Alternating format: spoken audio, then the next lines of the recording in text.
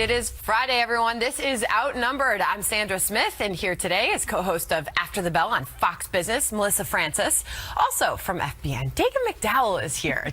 Democratic strategist Julie Roginski, and today's hashtag One Lucky Guy, former Army Green Beret officer and veteran of 3 tours of duty in Afghanistan, Ben Collins joins us. And sir, you are outnumbered. Good to have you. Thank you. I'm glad to be back. So much going on these days. Yeah, it's hard to keep up with the news. Yeah. It's the brunettes versus the blondes, and we have you outnumbered. Oh, yeah, baby. That's time. Wow. Right. Oh, my This is like breaking Fox News. Wow. On that note, it's on. And we are just 39 days until Election Day. Can you believe it? And Donald Trump is ramping up his attacks against Bill and Hillary Clinton.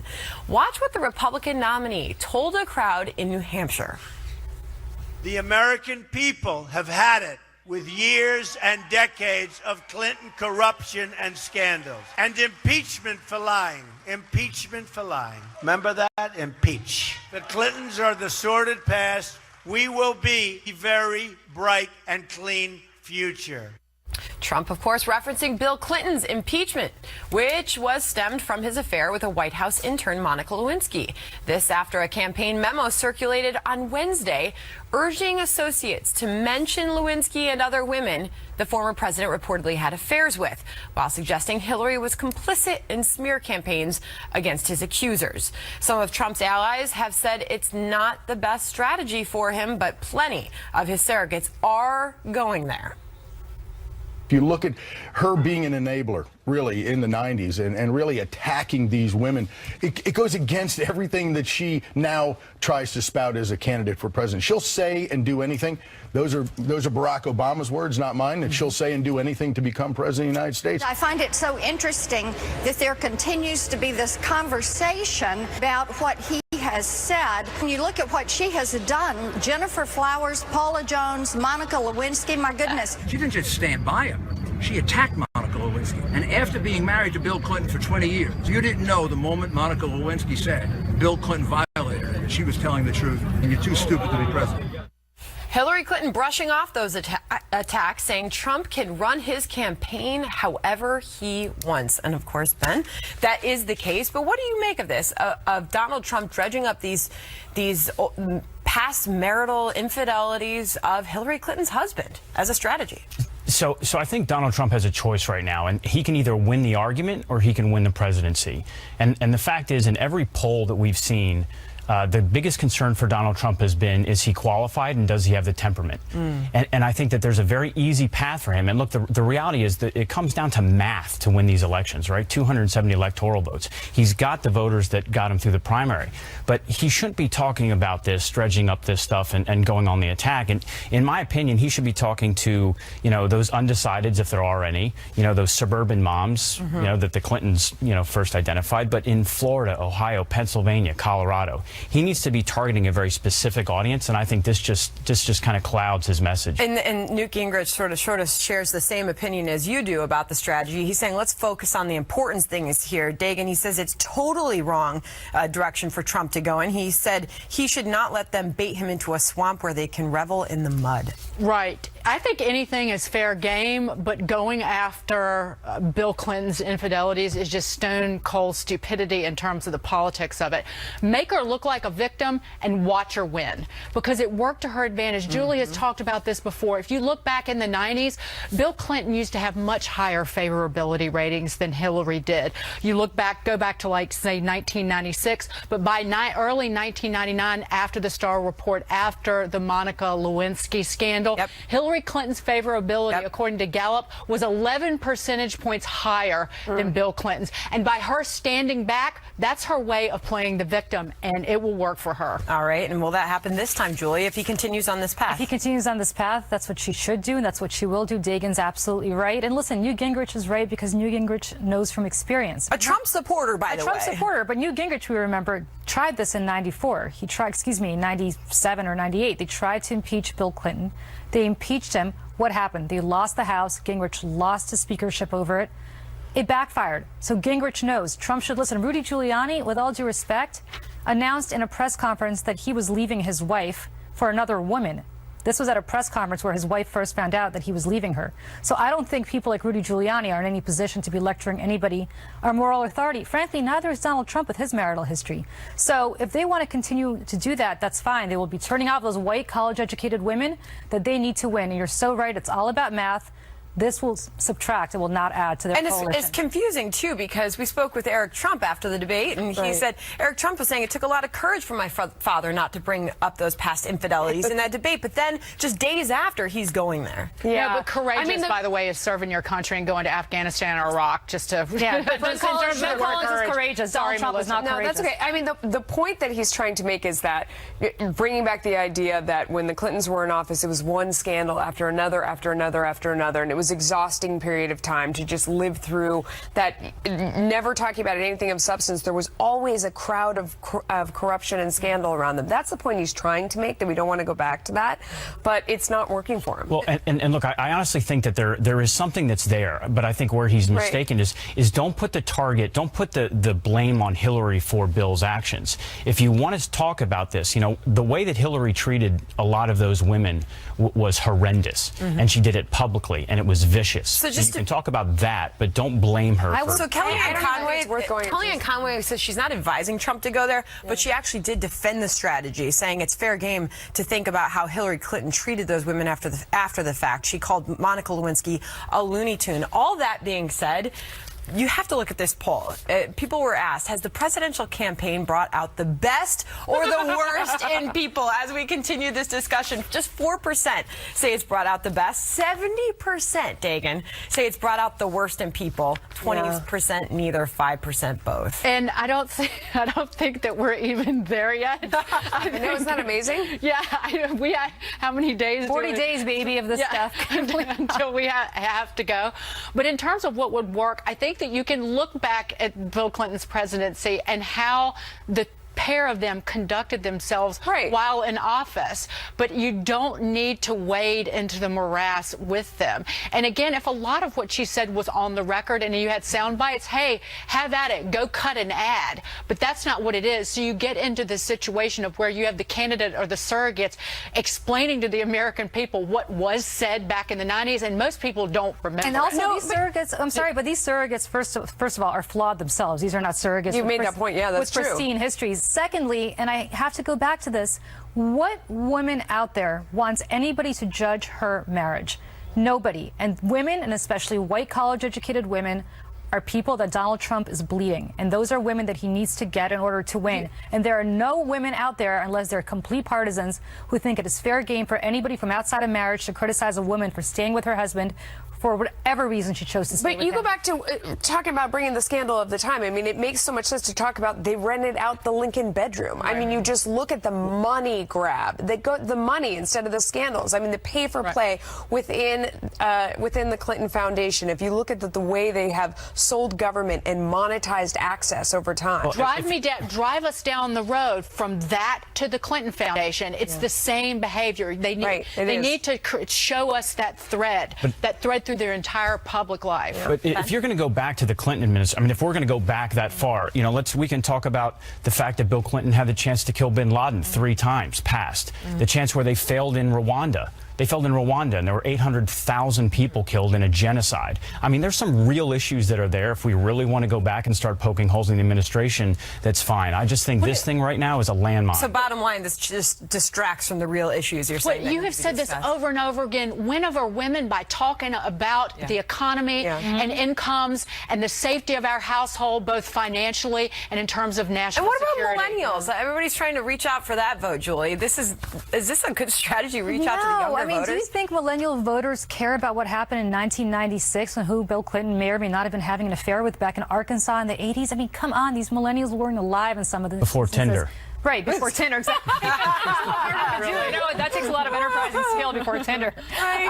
So that's the difficulty, and I mean, it's politically so nonsensical. It's like that Seinfeld episode where, like, are you offended as one thing? No, I'm offended as a comedian. No, I'm not offended as a partisan. I'm offended as a political operative. This is not how you do it. Well, we'll see how long that strategy lasts. All right, well, another first in this unpredictable election. Now a newspaper with the largest distribution in the country breaking its decades-long tradition tradition of not taking sides and calling Donald Trump unfit to be president in a blistering attack. Is this more mainstream media bias?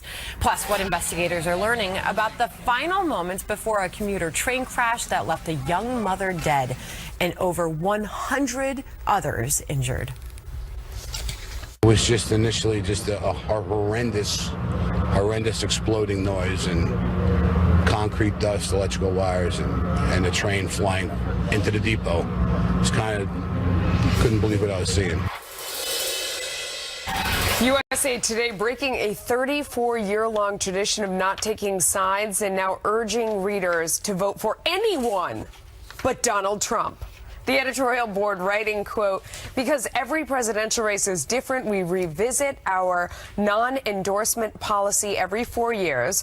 We've never seen a reason to alter our approach until now. This year, one of the candidates, Republican nominee Donald Trump, is by unanimous consensus of the editorial board unfit for the presidency. The paper didn't go so far as to endorse Hillary Clinton, though, but listed reasons they believe Trump shouldn't be elected. Among them, they call him erratic, ill-equipped to be commander-in-chief. They say that he speaks recklessly and is a serial liar. But Trump firing back on Twitter saying, quote, the people are really smart in canceling subscriptions to the Dallas and Arizona papers, and now USA Today will lose readers. The people get it. Interesting turn of events here. It is, I mean, there's not a lot of logic. I'll start with you, Sandra. Okay. The idea of they're going to sit there and tell people, basically, you're deplorable and you're an idiot if you vote for Donald Trump. You vote for anyone, don't vote for him. They're calling their readers who have voted for him idiots. But it seems like a bad strategy. I'm with you. I don't understand the logic. Isn't this, in the end, an endorsement of Donald Trump in and of itself, right? Yeah. Because if you're not going to endorse Hillary Clinton in that paper, but you're just going to say vote against Trump, you obviously are saying Hillary Clinton is so bad that all you can say is don't vote for this one. Yeah. I don't know. It could have a reverse effect. I think you guys are it's grasping at straws a little. USA Today always has an opinion, or the other opinion. They try to give two sides. I guess Donald Trump is so offensive to them that they're saying vote for Gary Johnson, vote for Jill Stein, vote for Hillary Clinton, write in Mickey Mouse, write in Bob Dylan. Why not endorse Hillary Clinton? They say whatever you. They can't endorse Hillary Clinton because they say they have serious reservations about her sense of entitlement, her lack of candor, her extreme carelessness in handling classified information. Whatever you do, however, resist the siren song of a dangerous demagogue. I mean, if that is an intellectual elitism, I don't know what is, Dagan. And you make the point, that sentence, Why I mean, to write that, however, resist the siren song of a dangerous it's demagogue. What an editorial board does. They're the only editorial board of a major paper who doesn't. By the way, Donald Trump has only gotten an endorsement from one media outlet across the country, and that's the National Enquirer. That's the only and in one. this election, this endorsement or anti-endorsement means bupkis. Zero, zilch, nada, niente, nothing to the candidacy of Donald Trump. In fact, if you go through those bullet points, ill-equipped to be commander-in-chief, career is checkered, speaks recklessly, isn't leveling with the American people, serial liar. That's Hillary Clinton. That's Hillary Clinton. That's Hillary Clinton. How about lying to the families of those killed in Benghazi to their face about why it happened? How about setting up a server to circumvent what you owed to the American people in terms of making information public to them? Lying over and over again about why you did it, being investigated by the FBI. We can go on. Julie, you look at what has happened here, and in many ways, this is yet another thing in the campaign that gets everybody more entrenched in their own views. Like, I mean, if you look at how you look at this, to you, this makes perfect sense, and you completely get what they're saying and totally agree with it. And to his followers, I think I do would say the opposite. I do, but what I think is more startling is that we're breaking new ground here in ways I think we've never done before. Not just this endorsement, but the Arizona Republic, which in its history had never supported a Democrat before, a newspaper in Detroit that has never supported a Democrat before. All of them are coming out against Trump, which says to me that you may be right. It may not matter because people don't really take their cues from newspapers anymore. But there is a sense that he's such a unique candidate. This isn't a Mitt Romney. This isn't a George Bush. This is somebody, or a Hillary Clinton for that matter. He's such a unique candidate who poses such a grave danger in their view to the Republic. To the establishment. Not to the establishment, because the Arizona Star was not the establishment. They always supported Republicans. They weren't the liberal media. Republicans are the establishment. He threatens the system the way it is, and that's what his popularity popularity is. But to me, it almost resembled, I mean, I kept thinking, trying to make an analogy, and it's like, Obama's plan against terrorism, and it's just completely uncommitted and incomplete. I mean, if you care that much that you're going to break this tradition, that, it was almost spineless, where they said, don't vote for this guy, but vote for anybody else, even maybe a third-party candidate, which essentially, if you're going to vote for a third-party candidate, you're essentially going to be voting for Trump in this case. But end it. I mean, it's like they only went halfway. They said, don't vote for this guy, but they didn't have the courage to go all the way and say, vote for this person. And I just think that's spineless. Interesting. All right, the United States is ramping up its fight against ISIS as President Obama explains why he still won't say radical Islamic terrorism. Does he need to name our enemy, or are we doing enough to defeat them? Plus, Donald Trump refusing to back down from his criticism of a former Miss Universe, why he says Hillary Clinton was duped by her, and whether this is a good strategy for him.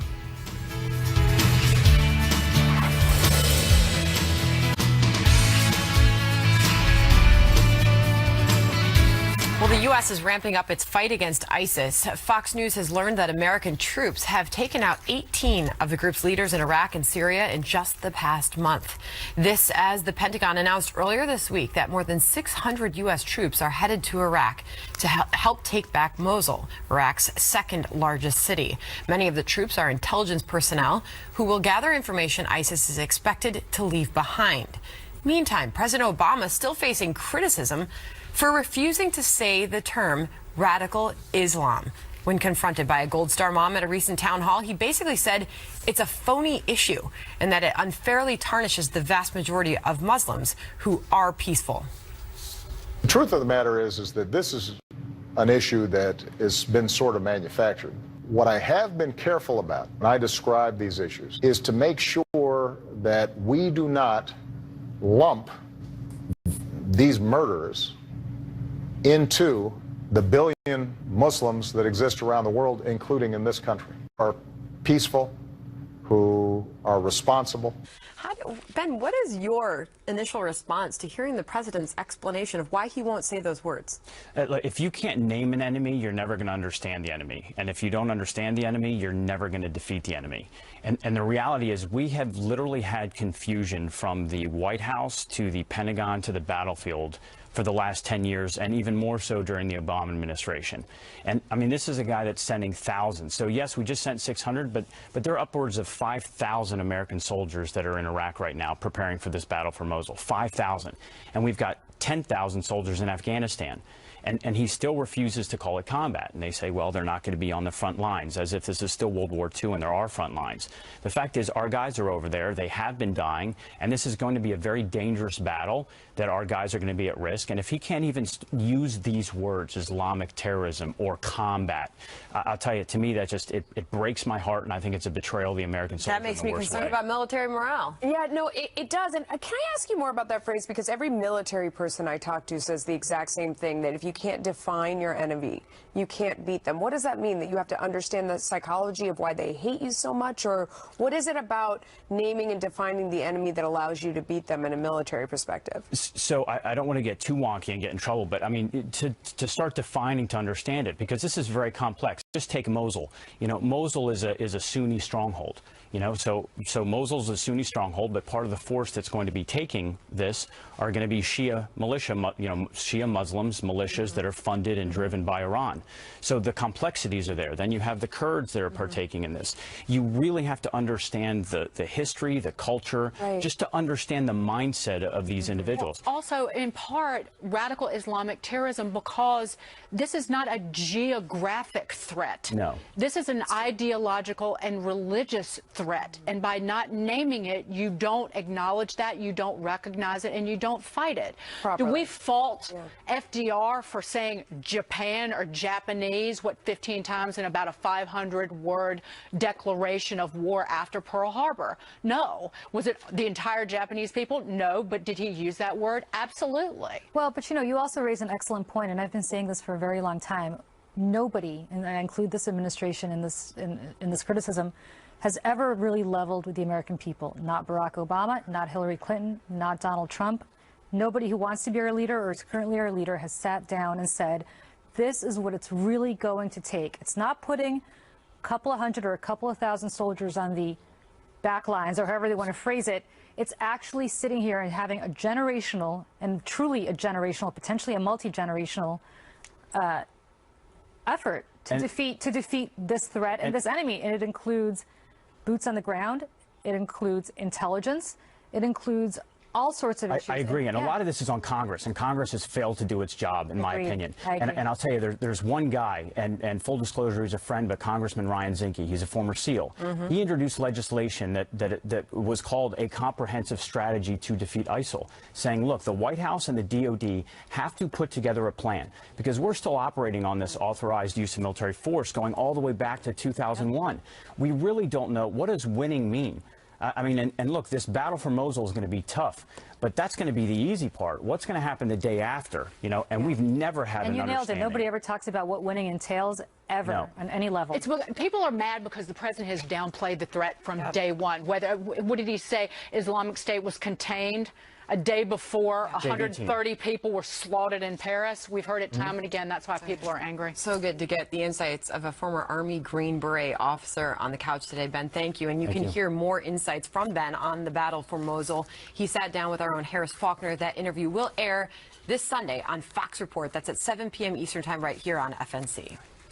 Donald Trump is not backing down from his criticism of former Miss Universe, Alicia Machado. The Venezuelan native has been in the spotlight since Hillary Clinton mentioned her in Monday night's debate, noting that Trump called her Miss Piggy after she gained weight. Overnight, the Republican nominee tweeting some of this.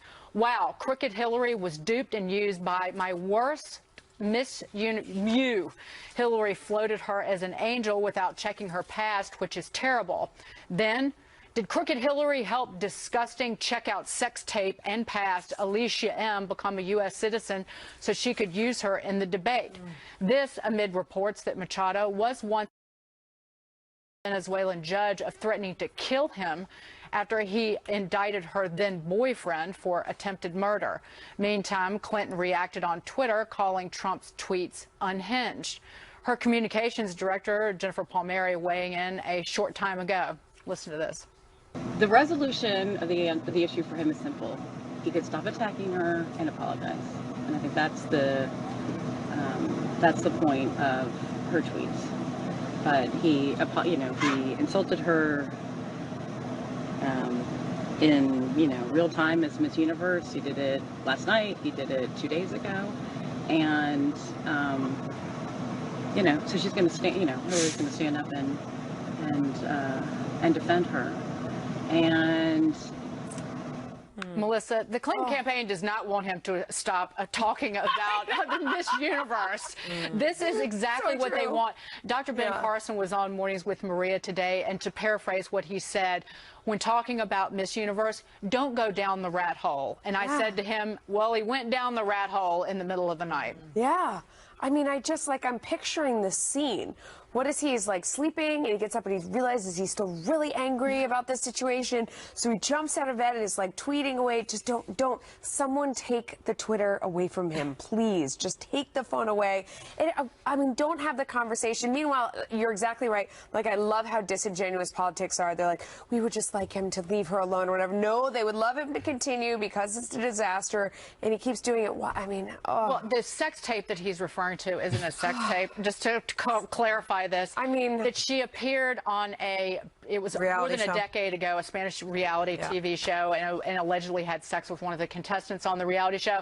And I step back and think, I cannot believe, for the love of God, that we're talking about this as part of our presidential election. I mean, you have a first in American politics where a presidential candidate of a major party is urging the voters to check out a sex tape. It's unbelievable. And you're absolutely right, Melissa. Of course they don't want her to. Hillary's people don't want him to stop talking about it. But what's concerning to me is how easily he took the bait. She laid a trap for him that any of us could have seen from 500 miles away. He took it, and then he continued to run with it. Day after day after day, up to and including this an hour after hour after hour. And they're loving this. The Democrats are sitting back and loving this because he's it's completely incomprehensible. Here's what Trump supporters will tell you, and they will say it on Twitter, and I will repeat it here. He has the right to defend himself. Amen, girlfriend. Yes. And also, you're just a member of the drive-by media, and you don't get it. Yeah. Well, you know what? They're all saying on Twitter right now, so there are a whole bunch of people So out I'm there acknowledging that he does have the right to defend himself. I want to defer my time to Ben on this because it's so hard coming off the conversation that we just had about the threat that we face in ISIS, that we are sitting here having this discussion when there are such huge, much more important issues to be discussing. There are, and it's funny that you mentioned the word drive-by, because if I was going to bring anything up about this woman, I would have said that this was a woman that had been accused of being an accomplice in a drive-by shooting years ago. But what I'd say is, to your point, you know, maybe a better tweet could have been, well, yes, I may or may not have said this in 1996, but Hillary in 1996, that's when she coined the phrase super predators.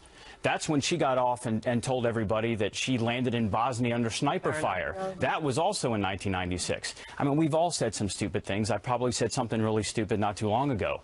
But, I mean, the fact is, there's a way to combat this without just going after her, because you're right. I mean, Hillary camp, they love to watch what's occurring. But what's worrisome is that he's fixated on it. Yeah. If you're a supporter, if you're even not a supporter and a conservative who's trying to decide whether you're going to vote for him, he's fixated on it because he's up in the middle of the night tweeting about it. Yeah. Let it go. Yeah. Who cares? You wonder how much of this is driven by the fact that he ran his primary campaign in this matter and he plowed down 16 other candidates. And he says, I'm just going to continue to be myself and run that same strategy, which, Julie, as you have said many times, you can't employ the same strategy now that he did then. You've got to change. I go back to what he needs and what he's lacking in ways that other presidential candidates on the Republican side have not lacked, and that is married women, right? White married women. If you're a woman and you have your candidate calling somebody Miss Piggy, Miss Housekeeping, being completely maligning her weight gain and harping on it, consistently defending why he criticized her for gaining weight, women who have not yet made up their minds, or even women who would normally be voting Republican, don't like that, because women don't like to be criticized for their weight, and it's just a But in addition to that, women are saying, I've got work to do, I've got a family to feed, and I care about the economy and getting the country back on track. Yeah, well, here's what I was doing in the middle of the night as I was coming to work, reading these tweets. I made this emoji face. Really? Oh, gosh. All right, we got to move on. Pressure is building on Donald Trump 10 days before he faces off with Hillary Clinton in their second presidential debate. Critics say Trump was not prepared enough for the first one. Now, the son of the president known as the great communicator, Ronald Reagan, has some blunt advice for Mr. Trump.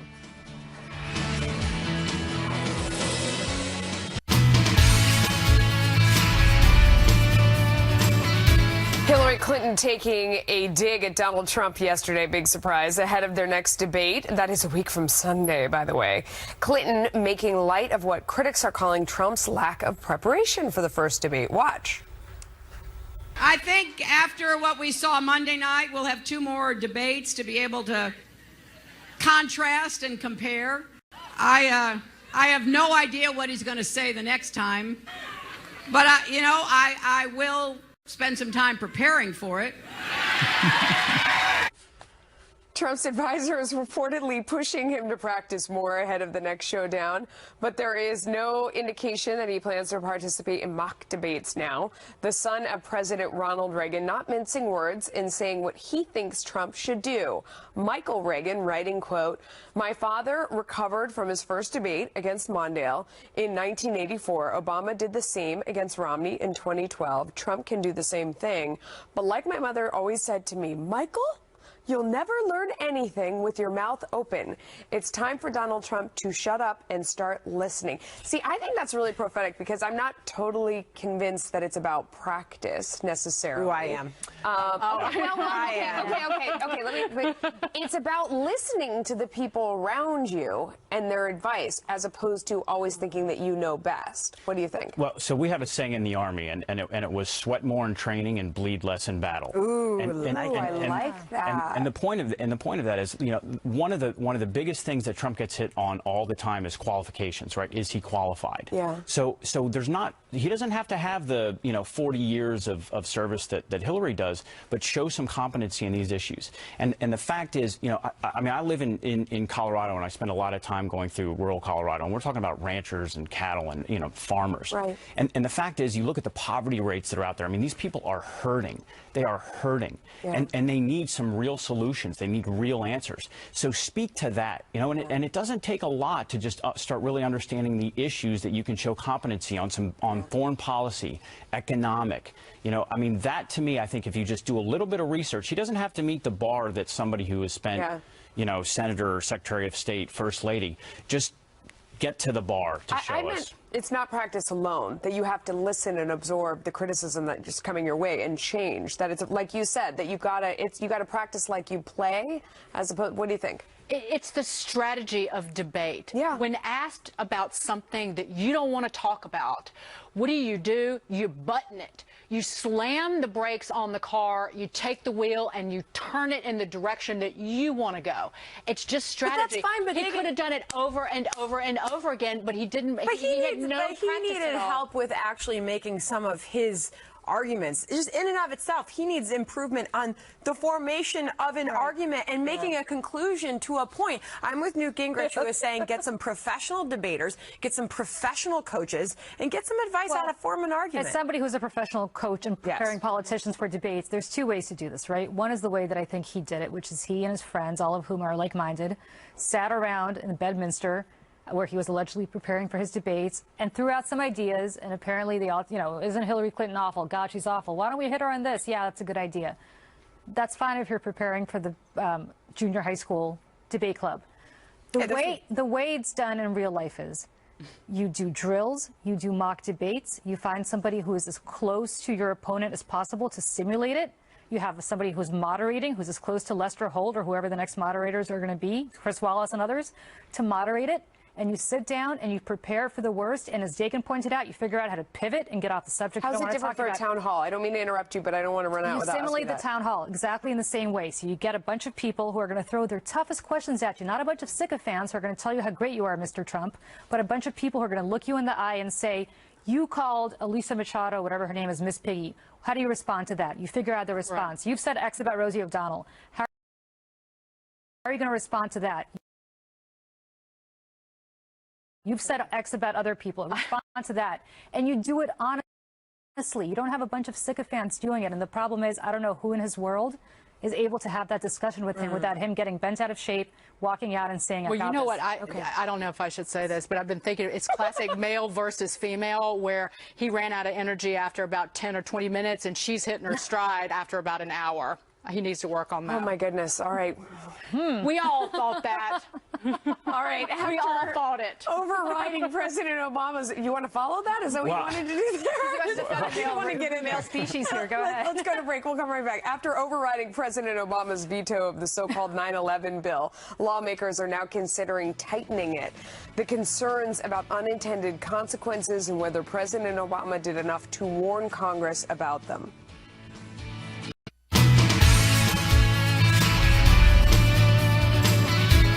One day after Congress voted overwhelmingly to override President Obama's veto of a bill allowing terror victims to sue foreign governments, they're now looking to tighten it. The law would allow the families of 9/11 victims to sue Saudi Arabia for the attacks.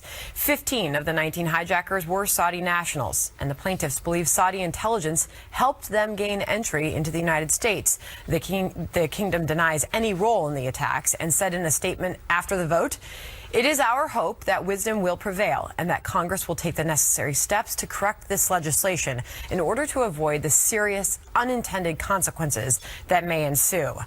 Now, some lawmakers are worried the bill could spark retaliation that may put Americans abroad in danger. So they're looking to narrow it so that it would allow only 9/11 families to sue Saudi Arabia. Meantime, Republicans are saying President Obama should have done more to warn them against the legislation. A little snark from White House spokesman Josh Earnest. Leader McConnell said that the 9/11 bill may have unintended ramifications.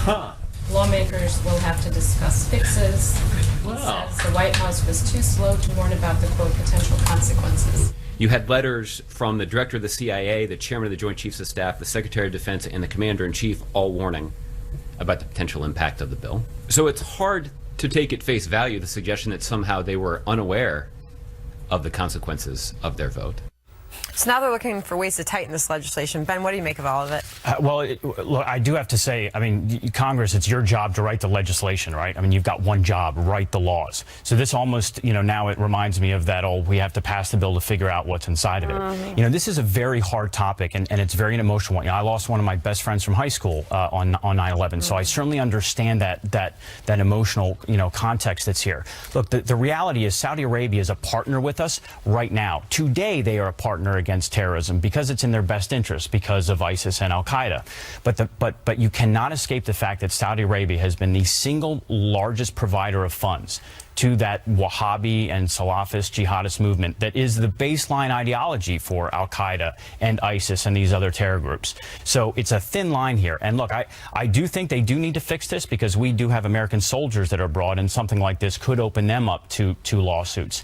But I do think the family should have their day in court, but let's not pretend that Saudi Arabia is our friend, because that's absurd. The Wall Street Journal editorial page actually said that the supporters of the bill actually rejected any compromise, including language that would limit the lawsuits to just the 9/11 victims.